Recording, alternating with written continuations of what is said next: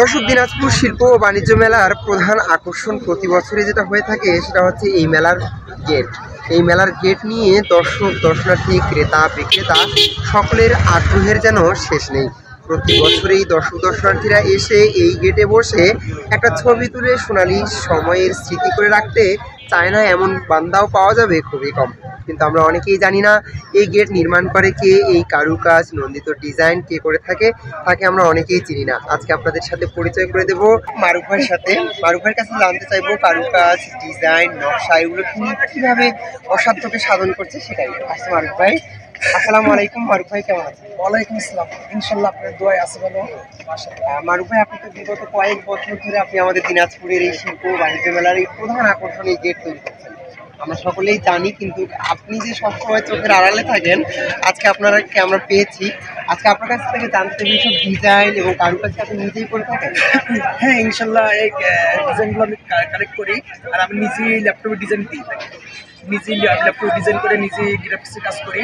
আর প্রত্যেক ডিজাইনে আমি আপডেট ডিজাইনগুলো প্রত্যেক বছরে বাংলাদেশে আমি 15 থেকে 20টা মেলা করি। তার মধ্যে 15-20টা মেলায় এত কষ্ট হয় না যে এই গেটটার জন্য প্রত্যেক বছরে আমার এই গেটটা আঁকতে অনেক কষ্ট হয়। আপডেট গেট, কারণ বাংলাদেশে প্রত্যেক জায়গায় মেলাতে একই গেট 2-3 বার করে। দিনাজপুরে প্রত্যেক বছরই একটা করে আপডেট গেট হয়, এই গেট কেউ বানায় না। দর্শক, আপনারা জানতে পারলেন যে দেশে গেট একটা আরেকটা কপি হতে পারে, কিন্তু দিনাজপুরে যে গেট হয়, যে কারুকাজ হয়, যে ডিজাইন হয়, যেটা আপনাদের সকলের হৃদয় ছুঁয়ে যায়, তা যেন শুধু দিনাজপুরেই উনি স্পেশালি আপডেটটাই দিয়ে থাকেন।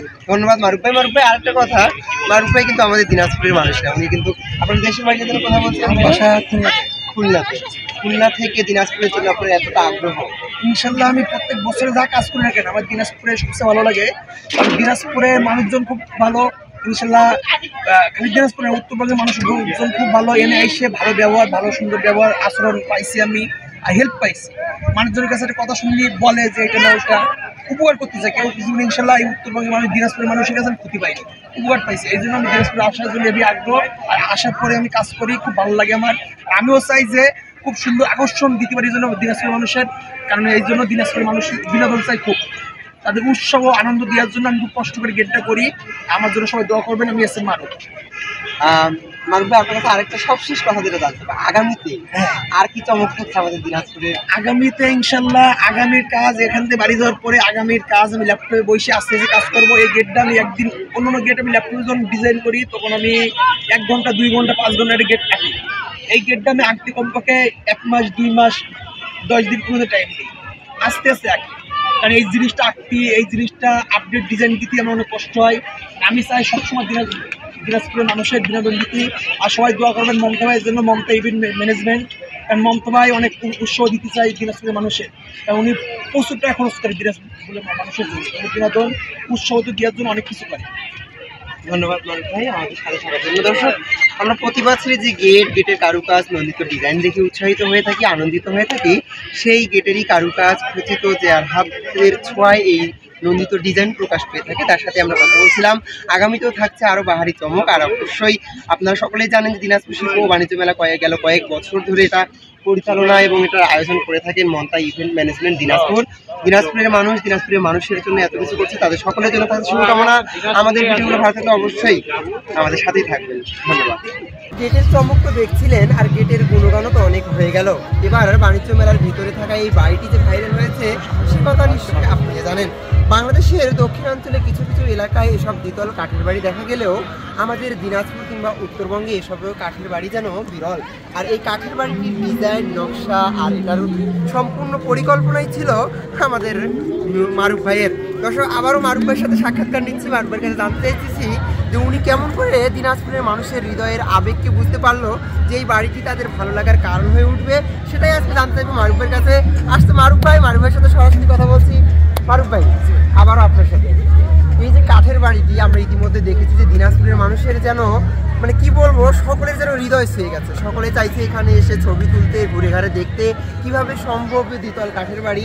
তো এই পরিকল্পনা এবং এটার নকশা, ডিজাইন সব কিছু আপনার করা আমরা জানতে পেরেছি। তো আজকে আপনার কাছে জানতে চাইবো যে এই পরিকল্পনাটা আপনার হৃদয়ে কেমন করে জায়গা বলছে দিনাজপুরের মানুষের কাছে সবচেয়ে ভালো লাগার একটা কারণ? আচ্ছা, এই পরিকল্পনা অবশ্য প্রত্যেকবার বোর্ডে করি আমরা। আর এই পরিকল্পনা সবচেয়ে বড় আমি এখানে টাইনে মমতা ভাইকে, আর মমতা ভাই কলিজা আছে সব করা। এই জিনিসটা করতে আমাদের 4 লাখ 5 লাখ টাকা কাট লাগিয়েছে।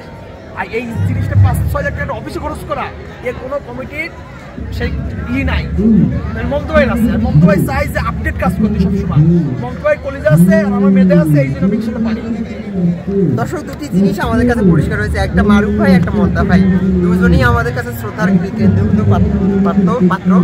আমরা জানি যে দিনাজপুর মেলাকে সাজাতে গোছাতে নন্দিত করে তুলে তুলতে মমতা ভাই এবং মারুফ ভাই দুজনের জন্য জুড়ি নাই। দুই ভাই মিলেই এত কিছু করেছে আপনাদের জন্য। অবশ্যই আপনারা আসবেন। আর এই ভিডিওটি এক্সক্লুসিভ থাকছে আজকে মারুফ ভাই সাক্ষাৎকার, উনি কেন দিনাজপুরের মানুষকে এত ভালোবাসেন সেসবও আমরা অলরেডি বলে ফেলেছি।